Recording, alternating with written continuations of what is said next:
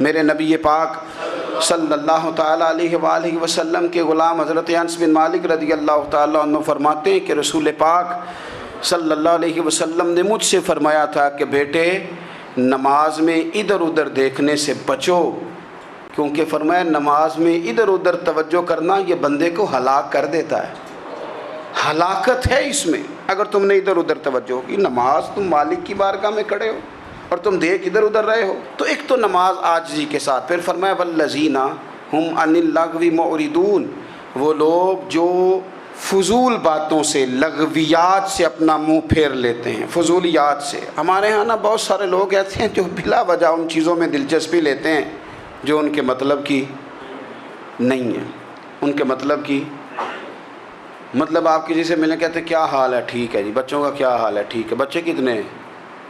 تو بھئی آپ کو جب پتہ ہی نہیں تھا کتنے ہیں تو حال کیوں پوچھا آپ نے؟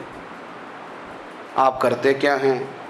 آپ کا بڑا بھائی کیا کرتا ہے، چھوٹا بھائی کیا کرتا ہے، ابا جی کیا کرتے ہیں؟ بھئی آپ کے مطلب کی بات نہیں، آپ مطلب کی مقصد کی بات کریں، بے مقصد باتوں میں الجھنے کی ضرورت نہیں ہے۔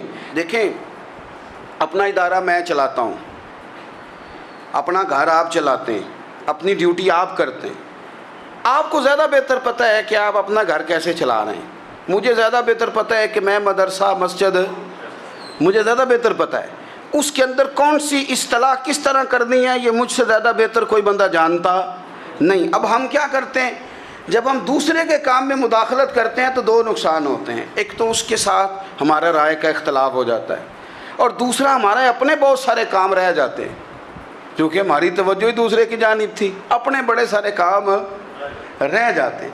اس لیے بہت ساری ایسی چیزیں ہیں جن میں بلا وجہ کوئی مقصد نہیں۔ ہم پرانے لوگوں سے باتیں سنا کرتے تھے، ہمارے بزرگ کہا کرتے تھے جڑے پنڈ جانا نہیں، جڑے پنڈ جانا نہیں اودہ راہ پوچھنے دی کی لو۔ لغویات میں نہ الجھیں، فضولیات میں نہ الجھیں، یعنی ٹو میں رہنا، ٹو میں۔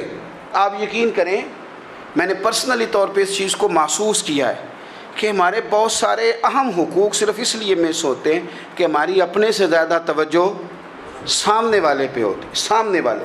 میں نے دیکھا بڑے بڑے عجیب سوال اور بڑے بڑے انوکھے سوال، مطلب یہ کہ اتنی لمبی چوڑی، اور لوگوں کو بڑا پتہ ہوتا ہے یہ فلاں آدمی جو ہے اس کے بچے کتنے ہیں، وہ بیاہ کہاں پہ ہیں، کس کس علاقے میں ان کی شادیاں ہوئی ہیں۔ اتنی تفصیلات کی ہمیں ضرورت نہیں ہے، ہم سے تو ہمارے بارے میں پوچھا جائے گا، تو ہمیں اپنا معاملہ بڑا صاف ستھرا۔ دیکھیں کیا سونی بات کی مدینے والے رسول نے، قربان جائیں حضور کے جملوں پر۔ ایک شخص نے پوچھا حضور سونا اسلام کون سا ہے، خوبصورت مسلمان کون ہے؟ تو نبی پاک صلی اللہ علیہ وسلم نے فرمایا وہ خوبصورت مسلمان ہے جو بات اس کے مقصد کی نہیں، بے معنی ہے، وہ بات وہ چھوڑ دے۔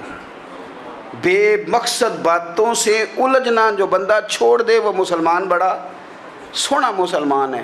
ہم کمزور اس لیے ہوتے ہیں کہ ہماری توجہ زیادہ دوسروں کی باتوں پر پڑتی ہے۔ پھر فرمایا والذین ہم للزکاۃ فاعلون، وہ لوگ جو